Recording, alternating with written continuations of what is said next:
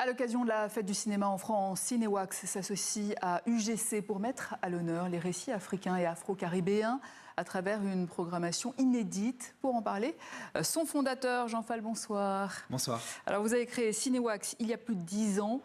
Quel était le constat à ce moment-là dans le paysage cinématographique français ? Déjà, merci de me recevoir.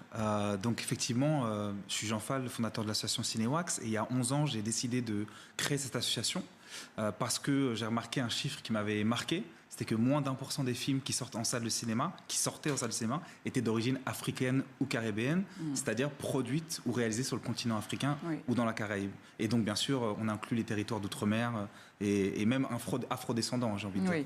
Alors, cette année, pour la première fois, Cinéwax s'associe à UGC pendant la fête du cinéma. C'est une étape importante, ce partenariat, pour la visibilité du cinéma africain, afro-caribéen. Oui, bien sûr. Déjà, il faut savoir que l'association Cinéwax a fait beaucoup de choses, beaucoup d'activités. Principalement, on a montré des films pour des avant-premières ou dans le cadre de festivals comme le festival African Cinema Days. Et on a montré plus de 300 films auprès de 32 000 spectateurs sur 10 ans. Et si vous voulez, on a gravi les échelons, on a travaillé avec des salles de réseau, avec des salles indépendantes, et on s'est dit, après toutes ces années, on avait envie de s'intégrer dans une institution telle que la Fête du cinéma et montrer des films afro-diasporiques, afro-descendants dans cette institution, dans des cinémas qui, je pense, sont des cinémas grand public. On a 5 salles de cinéma, UGC Bercy, Paris 19, Odéon, Rosny et Créteil. En ce moment même, on a d'ailleurs une projection actuellement, 2 projections ce soir. Et je pense qu'aujourd'hui, le public qu'on peut dire racisé ou afrodescendant a envie aussi de se sentir représenté plus qu'avant. Et je pense que c'est important de rappeler que la culture africaine ou les cultures africaines et caribéennes sont un facteur d'influence aujourd'hui. On l'a vu par rapport à la fête de la musique. En termes de musique, les influences qui influencent le monde. Aya Nakamura, Burna Boy, voilà, il y a plein d'exemples comme ça, Tiakola. Et je pense qu'on se doit, on a un devoir, je pense un droit, d'être sur ces grands écrans aujourd'hui Quels sont en les 2026. films programmés? Alors j'ai toute la liste de films pour vous. Oui, il y en a beaucoup. Il y en a 10. On peut tout dire, je pense. On y va. Donc on a 10 films. Je pense que c'est important aussi de rappeler que dans cette programmation qu'on a soumise à UGC, il y avait déjà 5 films qui étaient sous le label UGC Découvre. Donc Zion de Nelson Foy, qui est un film fait en Guadeloupe. On a L'histoire de Suleiman de Boris Lochkin, qui a permis de découvrir Abou Sangaré. On a Indomptable de Thomas Njijol, Nichen Numet de Simon Moutaherou, qui est un film magnifique sur l'esclavage en île Maurice, qui parle aussi de notre histoire, notre passé collectif. Et on a... j'ai un trou de mémoire.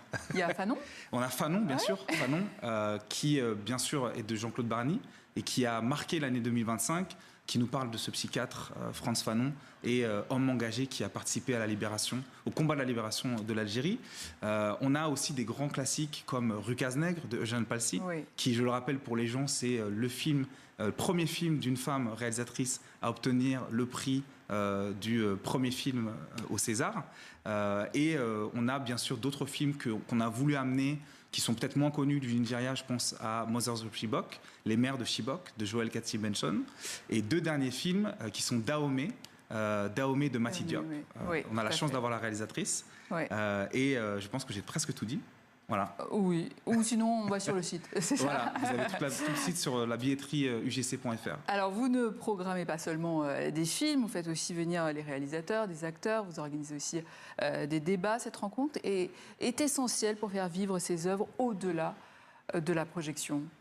Oui, en fait, je pense que c'est important de rappeler aux gens que c'est pas tous les jours qu'on peut célébrer ces cinémas-là, et c'est pas non plus tous les jours qu'on peut rencontrer les créateurs et les créatrices de ces films. Je pense que c'est important aussi d'aller plus loin dans la compréhension de ces œuvres, dans ce qu'ils racontent, parce qu'on va aborder, comme je disais tout à l'heure, des thèmes très forts et très importants, l'esclavage et la colonisation. Donc que ce soit pour Mati Diop qui va venir demain au cinéma UGC, où on parlera justement de la réappropriation des œuvres africaines qui ont été pillées pendant la colonisation, ou que ce soit aujourd'hui au cinéma UGC Créteil, où on vient d'aborder avec un historien, Bruno Maillard, la question de l'esclavage sur l'île Maurice et justement des systèmes d'oppression dans les plantations. Voilà, plein de sujets, je pense, qui non seulement sont historiques, mais sont aussi des sujets de société et parlent à notre public qui est non seulement français d'origine africaine ou caribéenne, ou tout simplement des personnes qui sont curieuses et qui ont envie d'en savoir plus. Justement, en 11 ans, vous le disiez, vous avez réuni plus de 32 000 spectateurs et accompagné près de 300 films. Est-ce que vous sentez aujourd'hui un changement dans le regard du public envers les œuvres africaines? Oui, je pense. Honnêtement, il y a un engouement qu'il n'y avait pas dans les dernières années. J'ai l'impression que dans les 5 dernières années, il y a vraiment une envie d'en savoir plus sur le continent africain, de découvrir aussi des récits qui ont été oubliés ou qui ont été invisibilisés, comme on dit souvent, et non seulement de la part des spectateurs, mais aussi de la part des professionnels. Et je remercie d'ailleurs aussi les cinémas UGC et les distributeurs qui nous soutiennent, et les directeurs de salles aussi, qui se sont tout de suite saisis de ce projet, parce qu'on sent qu'il y a une envie de faire émerger ces cinémas, Merci. et même plus que ça, de les diffuser très largement. Merci Jean Fall, fondateur de l'association Cinéwax.